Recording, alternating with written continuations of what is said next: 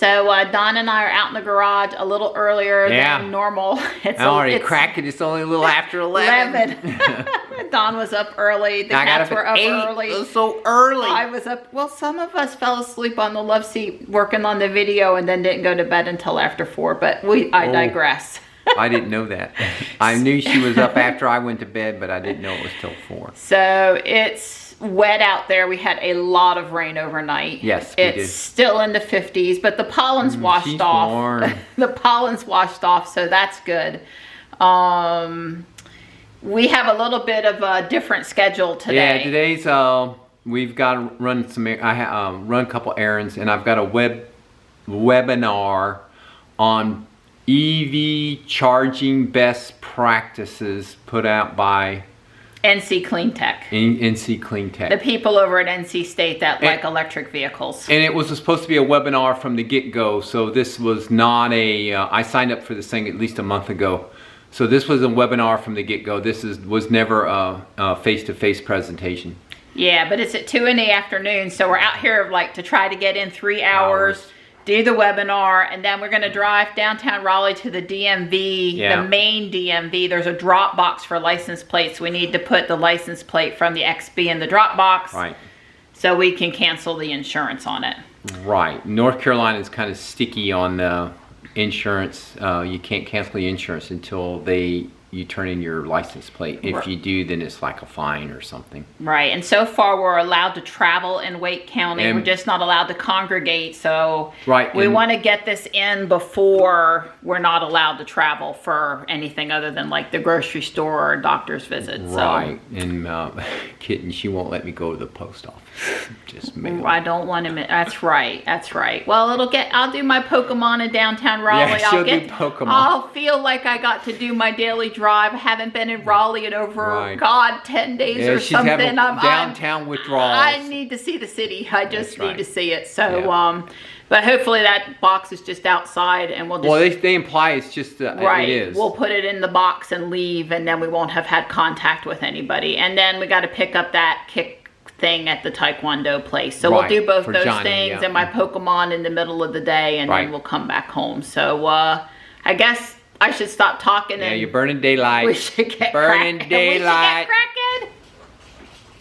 So every night I take this bucket in with nasty, dirty towels, and then we wash them and we bring them back out for use the next day. And I'm going through like 10 or more towels a day cleaning. We got to process though. We got to process. All kitties accounted for this morning and doing good. Yep, everybody's doing good. Hey, Tuxie. Hey, bud. How are ya? Say, Mom, and more rubbing and less filming. Well, now, if you notice, the shelf is gone. There's the shelf standing over there. The far one. The far one. The middle one, this big one, came down this morning. Which means what happened was last night parking the GMC, I backed it in because I couldn't quite open the door. I couldn't quite get out on the driver's side, which is normally it. I prefer to pull in. I realized backing in, but the GMC backup camera, and it has no sensors at all, so I don't get any help, and I have to eyeball everything. So I prefer to pull in and then back out. So plus that puts the open end of the GMC cargo area here, which is close to my recyclable. Plus there's a 12-volt outlet in the back of the GMC that allows me to keep the battery charged on the GMC. So every day when I come home, I get out of the GMC and I walk back here and I plug this in, and it sits for a couple weeks, and this keeps the battery up to snuff. And since I don't walk this way very often, except to get in and out of the GMC, which is like every couple weeks, the cord laying on the floor doesn't really bother me. Well, that brings me to cords. Well, we put this in for Sapphire, and we are going to get the Y sometime. Whenever we get the Y, we're going to use it. So the cord is 25 feet. I think it's, anyways, it's really long, this heavy-duty cord. It's the same length as the one on the other side, which stretches, goes up to the ceiling, comes across and drops down, and we can plug it into Ruby. Well, we don't need all 25 feet. When somebody comes here as a guest, they can charge. So I wound up the cord. So this And of course I can pull a little slack out here. This should give me, you know, sapphire was right in this general neck of the woods. Yeah. So I have engineered me a, this cord's still stiff, using a bottom of a black paint bucket. It's probably like a plastic one. Yeah, 2.5 gallon paint bucket. And I've put a piece of round, more or less round plywood in it, and so I have sheet metal screwed the plastic bucket to the back of this cabinet. And this cabinet's pretty light. I can just simply tip it forward and unlasso these. The cabinet's loaded right now. The cabinet is loaded. The stuff that we want in it. And I purposely left enough clearance here so that I can tip it forward. But so anyway, now I have this hopefully very handy charging setup that manages the cord for Sapphire. For the new Model Y. For the new Model Y. So hopefully, you know, and it keeps the cord tidy and stuff like that. Yeah, when it was going to be black, we were going to call it Onyx. That's right. Now that it's white, we're going to have to really come up with a new name. Yeah, we're going to have to come up with a new name. That's right. Suggestions are appreciated. Yep. Yeah. So Don and I are on the webinar. Don's excited because Tesla Model Y is under the Tesla combo port column over there on the right. So Don's going to tell you a little bit about the webinar, but we hopped out here really quick to finish this up. Right, because I had the shelf secured, but not with all 4 sides. Anyway, so this is pretty much the way this is going to end up being. You know, we've got this cabinet with the the cord reel, a nice round so that it won't get a sharp spot in the cord. And it keeps the cord tucked out of the way. I'm thinking that's going to work well. And now this cabinet is only a foot wide, okay? And the GMC door, these 2 things here will probably have to move. But for right now, I've got them there. I'm going to trial fit. And the chainsaw really is in the chainsaw box. This Ego box, electric chainsaw.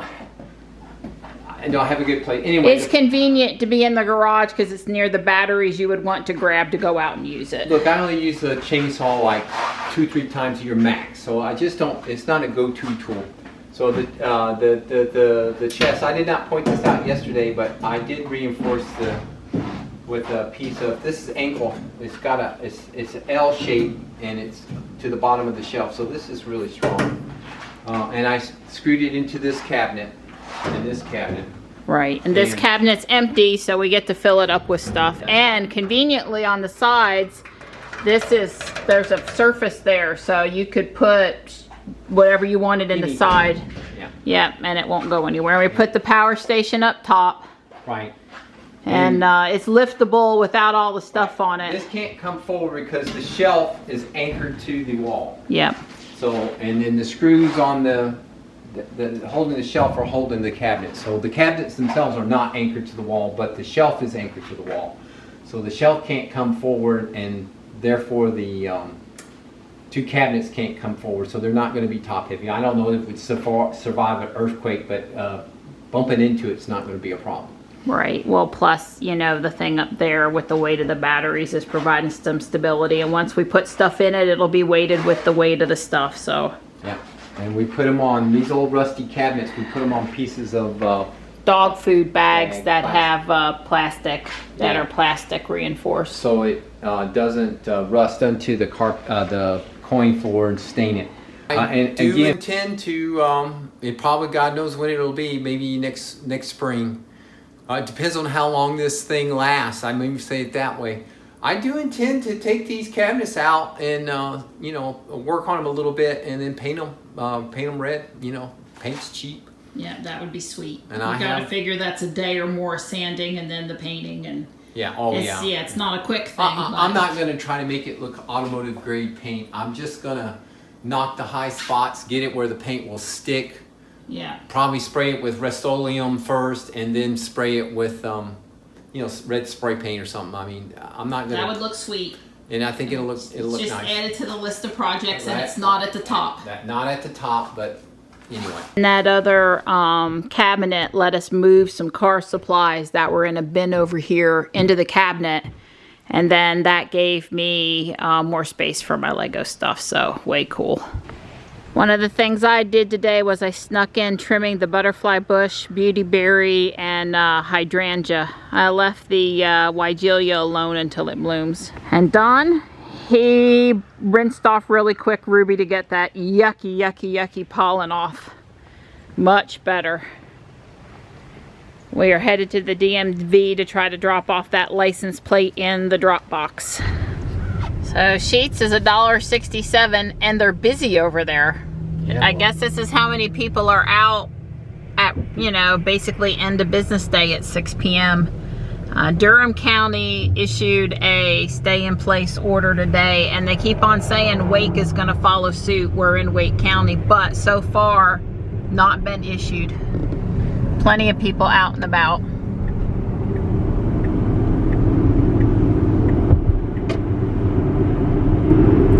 So again, red buds and dogwoods definitely out in bloom. It's a pretty drive. I guess I'm glad we're going, if for no other reason than just to get to see the foliage that's blooming. You know, we're missing the nicest, prettiest part of the year, springtime, and all these blooms stuck at the house for the majority of the day. There's a lot more cars than you would think out here too. Maybe it's not as busy as normal rush hour, but it's plenty busy. Yeah, it was sunny, but as we've left Fuquay and gone north, the clouds haven't cleared up this way yet. Well, because I don't know when the next time I'll get to film it will be, I figured I'd better film us coming into downtown. Don said he's really sad for me that it's not sunny here because it was so pretty in Fuquay. But the skyline's the skyline. It changes every day, and that's one of the beautiful things about it.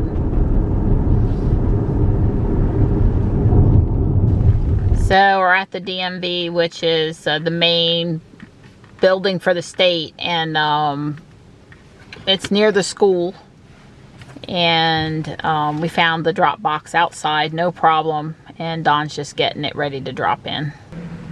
So there's the box. Don says it's slam full. He did his best to get his plate in the box. Yeah, I don't know if that means they, car dealer come by, or it's 6 o'clock at night. Somebody could have came by on the way home and filled it up, or the employee who normally checks it isn't coming into the office, and that's this kind of job that one person tends to be assigned, and when they ain't in the office, it just doesn't get done. Well, hopefully it'll get picked up and processed. That's all we can do. Yep. Hi, school. We miss you. We'll be back as soon as they let us. Alright, the clearing has caught up with downtown Raleigh now. Right in time for us to head out of town.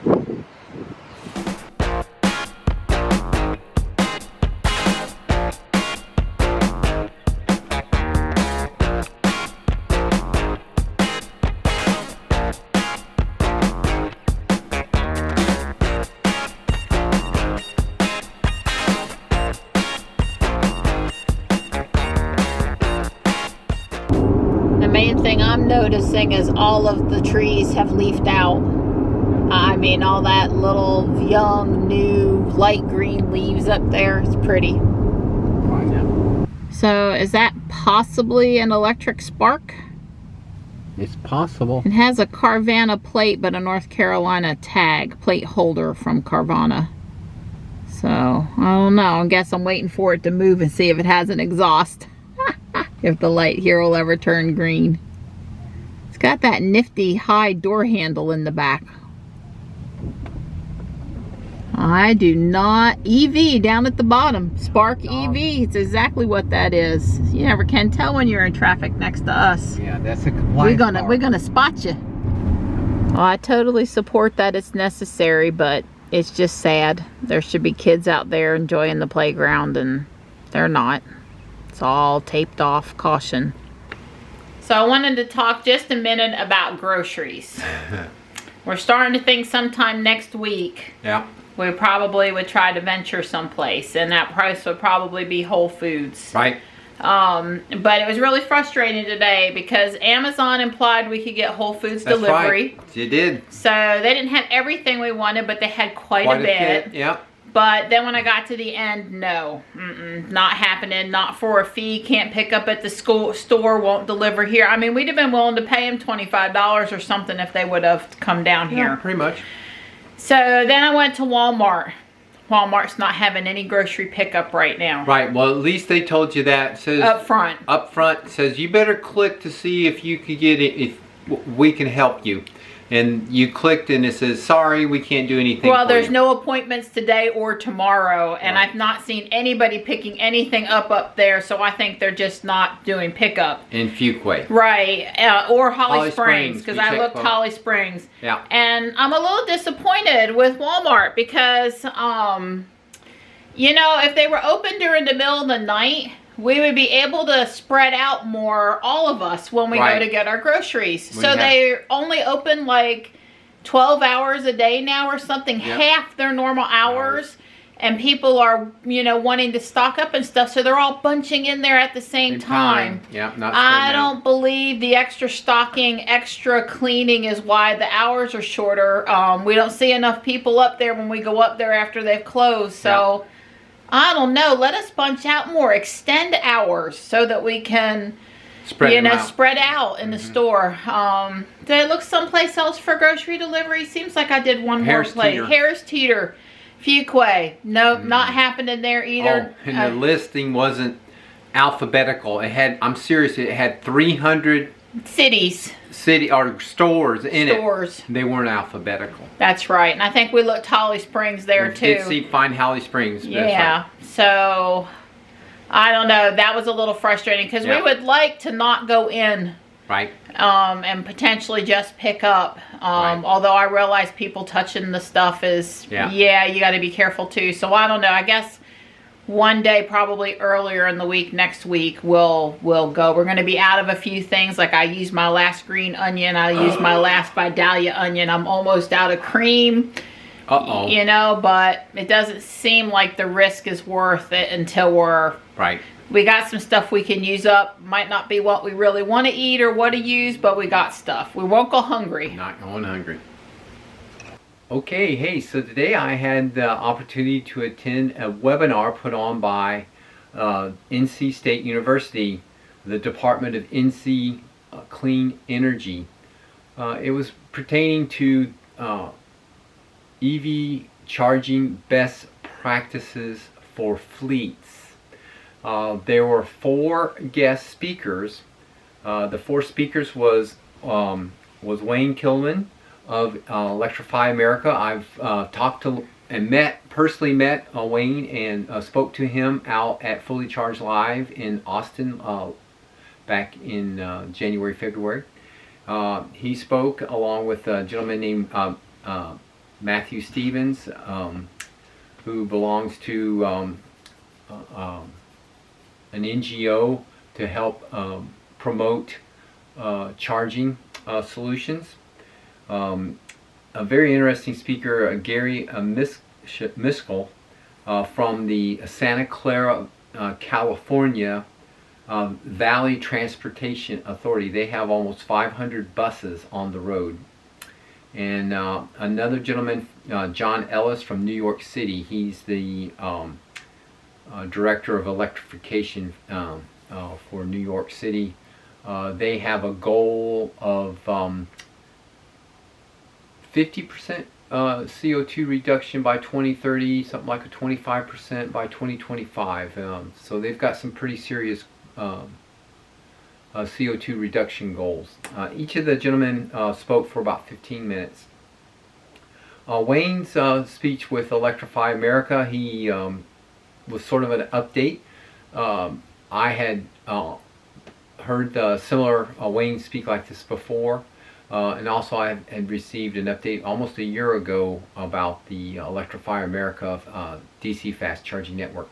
The parts of it that Wayne kind of updated on, they are now in the second phase, and by the end of this year, they are expecting, by the end of 2021, they are expecting to have 800 locations with over 3,500 chargers. Currently, today they have 414 stations and 1,800 chargers. So they are. The second phase is going to basically double the size of their network. He also spoke about batteries and reducing demand charges. He said that currently 100 of the Electrify America charging locations have batteries to help negate demand charges, and he sees that to continue, more batteries. He said that it's very possible if 3 electric cars like 3 e-trons were to start charging at a given location simultaneously, and each one at 150 kilowatts apiece, that charging session, because of the demand charges, could end up costing that location $100,000 throughout the year, because the demand charge is basically whatever your peak demand is sets the rate for the rest of the year. So if they happen to hit a very high demand time, that could cost the rest of the year charging to be quite expensive. So they're very interested in batteries. He also mentioned that they are looking to the future, and that the 350 kilowatt chargers that they've installed today, they feel like they future-proof the sites, and if more chargers or larger, faster chargers are required, more higher power, that they can do it. They are very much, this is another one of the points that I touched on, but he gave a little bit more detail. They're working very diligently to get ISO 15118, 15,118, ISO 15118. That is a DC fast charging protocol communication standard that will enable you to simply pre-register your car, and you will plug in, and Electrify America will just automatically bill you, analogous to the Tesla supercharging network, where you just plug your Tesla in and it starts charging and you get a bill. So Electrify America very much wants this type of technology added to all electric cars. It is a change to the car, also the charger, and also obviously the back end, because Electrify America is the one that's going to get that information. Other charging networks would also have to get that information, so that the owner of the electric vehicle trying to charge basically could go anywhere, plug in at any time, and not have to go through some kind of authentication. He did mention that this uses certificates, that there is version 3 certificates on the car to uniquely identify the car, so that you're not going to be able to, somebody's not going to be able to hack necessarily. He did not use that term. What he was trying to imply is that there's plenty of security here, that it's unique. They'll know it's you because of the use of certificates on both ends, both the car and the charger. So I thought that was very interesting. He also did give a little update, since this was in North Carolina, that currently Electrify America has 11 DC fast charging locations in the state of North Carolina that are open today. That he talked about the hurdle for implementing DC fast charging continues to be not the utility, but typically the building permit, the municipalities. You know, there's every city's different, every county's different, every state's different. They've had a lot of success in California, somewhat streamlining that, but it's still challenging even in California to go through the permit process in any kind of a reasonable time. In other parts of the country, it can easily take 6 months to get a permit. So that is a major hurdle to the deployment of DC fast chargers. As I said, the other gentleman, he was with a charging organization that tries to help promote. He's the program manager for the Electrification Coalition. His name was Rich Stevens. I'm sorry, I don't have my glasses here. Matthew Stevens, Rich is his name. He shared some interesting things from the point of view of a business wanting to install level 2 charging or DC fast charging for the employees and or customers, and some of the hurdles that you're likely to do. And one of the things that he spent the time on was talking about the construction costs, that the construction costs for a simple level 1 charger can be anywhere from 0, because you have an outlet already in the area where it could be somebody can plug in, all the way up to probably $3,000 to $5,000 for a level 1, depending on what kind of infrastructure. That a level 2 chargers typically cost anywhere from to install one from $600 to $12,700. An average is $3,000, and typically the range tends to be about $400 to $6,500. And then of course the DC fast charger, he said that a typical installation would be from anywhere from $4,000 to over $50,000, with the general cost in the range of $10,000 to $40,000. To give the audience sort of kind of a feel what's the real world, because he's talked to numerous businesses who've put in chargers and said, how much does it cost? Because Electrify America, they have a whole installation team, they're dedicated, but your company, the facilities person may not know anything about it, and so what kind of cost is it likely to do? So that was probably one of the more important things. He did talk about if you're going to have to run conduit and things like that, you need to future-proof it.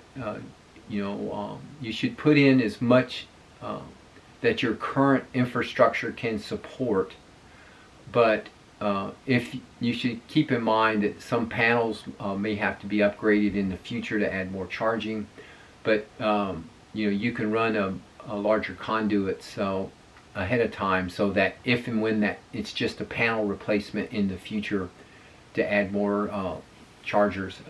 He also talked about sort of the etiquette or the policy that a company might want to think about, that the some of the commercial landlords are installing chargers as amenities, just like Wi-Fi is an amenity.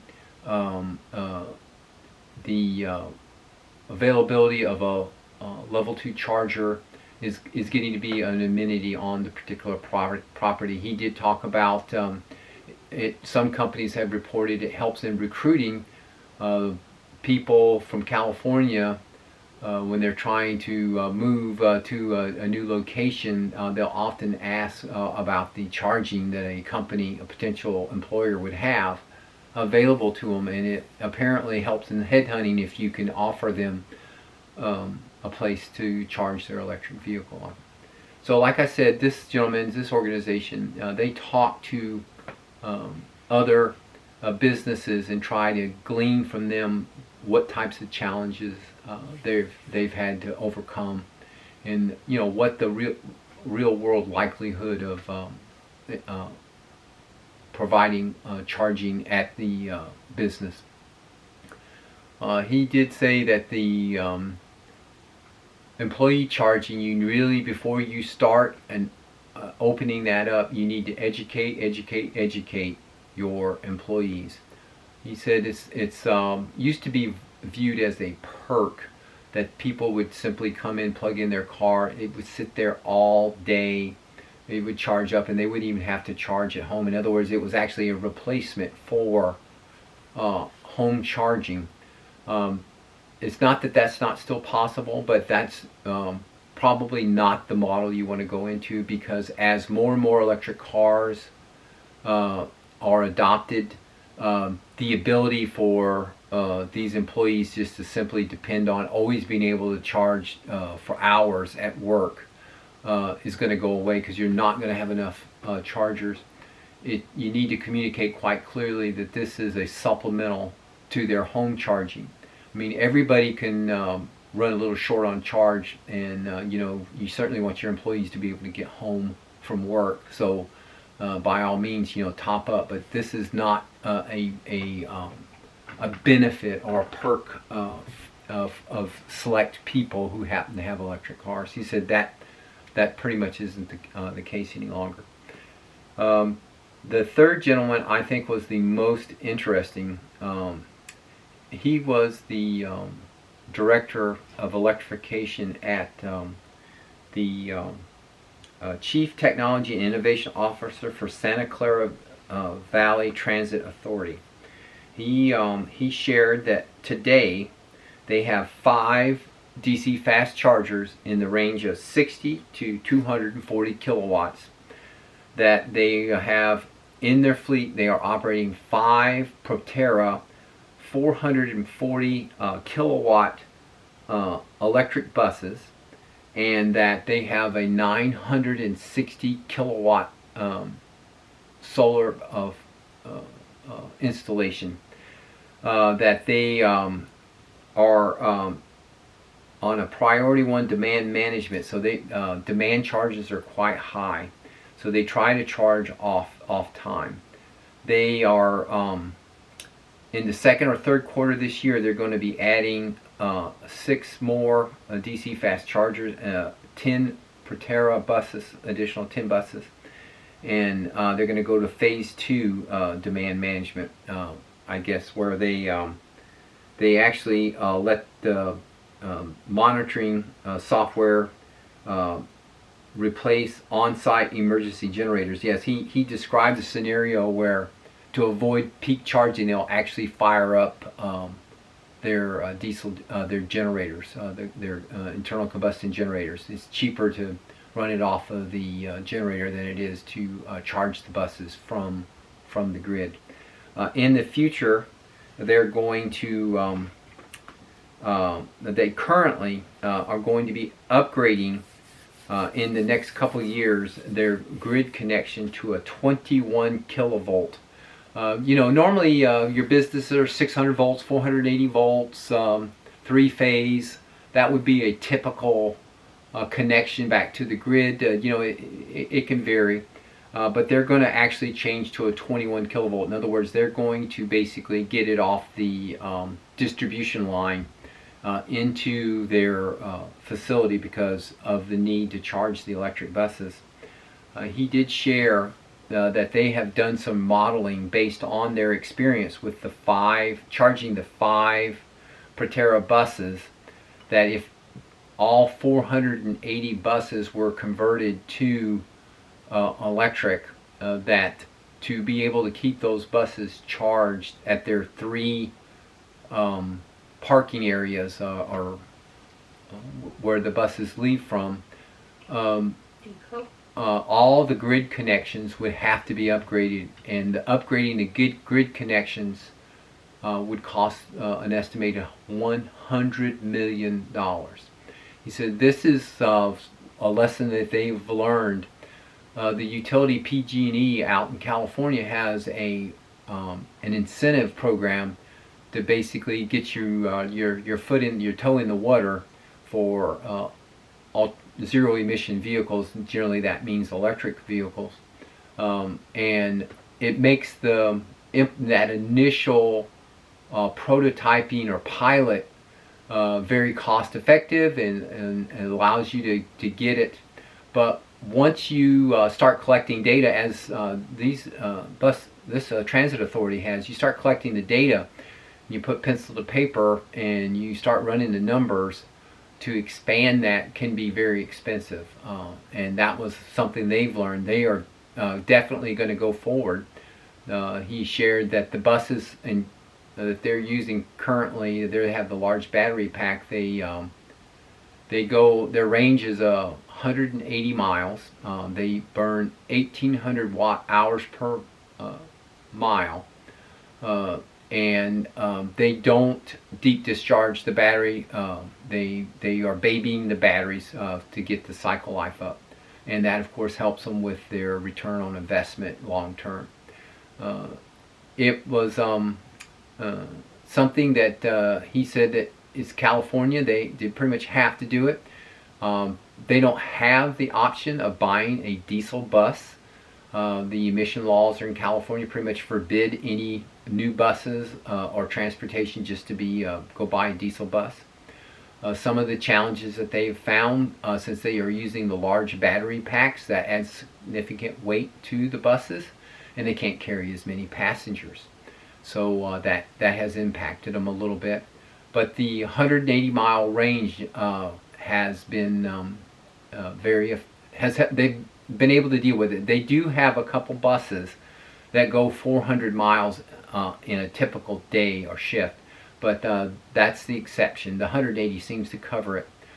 He said they did have to educate the drivers to correctly use the electric bus. If they drove them like diesel buses, it did impact the range, but once they learned some of the driving techniques for regenerative braking, for example, that did help the range.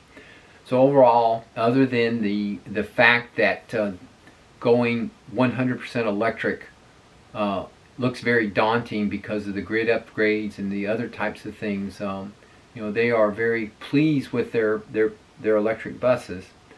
They are looking at hydrogen fuel cells, and they're also looking about generating hydrogen on site. But that technology isn't quite anywhere yet. The other gentleman was from New York City, and I was a little surprised that New York, their goals are 50% by 2025 and 80% CO2 reduction by 2030. I wanted to get that number straight. They have in their fleet 30,000 vehicles. In other words, New York City, small, light-duty, heavy-duty trash trucks, they have 30,000 vehicles in their fleet today. Of those, 2,500 of them are electric vehicles of some type, mostly plug-in hybrids, Volts, Nissan Leafs. That they plan to add 4,000 more EVs by 2025. But again, those are pretty much all expected to be light-duty electric vehicles versus buses, although they certainly would do that. They want to electrify the entire fleet, all 30,000 vehicles, by 2040. That's their goal. They currently have, for their use, a total of 659 charging stations with a total of 953 charging ports. Of those charging stations, 567 of them are dedicated exclusively to the city. The others can be used by the public also. There are, of those, this is one of the more interesting things, 87 of them are solar carports. He showed a picture of this, and it's basically a canopy as big as a parking space. So think of a typical parking space, and that entire parking space is covered by a canopy, on poles. Okay, and then in that parking place, at the front of the parking place, is this battery, this bulkhead that contains a battery and the charger. And the rear of the parking place is like a 4-inch steel platform that the car drives up on. So they can wheel this canopy platform battery pack charger. They can put it on a pickup truck. They can haul it out and put it in a parking place anywhere in the city that they would like. They do not have to permit it. They have the same, even though they're the city of New York, they have the same permitting issues as other places. It takes them months and months to get a permit. So they have worked out a deal where they can basically drop one of these solar canopies in a parking place where they feel they need EV charging for a city vehicle, and it could be up and running, you know, that day. And if it doesn't work out, they can load it back on the truck and haul it somewhere else. And they very much like these solar canopies. As I said, they have 87 of them. They only have 4 fast DC chargers that are exclusive to the city vehicles, but they do have 1 mobile charger that's a battery pack. It is a level 2 charger, but it's a couple 3 or 4 Nissan Leaf Second Life batteries inside of a case that can be basically on wheels, pushed around or rolled around to a vehicle that needs a charge. The charge can plug the car into it and charge up the car.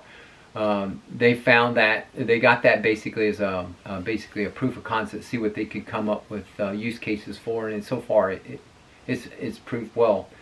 So you know, they've definitely got some challenges up there for New York City, but they seem to certainly have the goals, very aggressive goals, and so hopefully they'll be able to work towards it. But I was a little surprised they didn't have started with the electric buses by now, that they should have had some, but apparently that's not the case. They've been strictly light duty. So anyway, that was the seminar. It was about an hour and 15 minutes worth of presentations, and then they had a 15-minute question and answer time. The questions were basically spread across each of the presenters.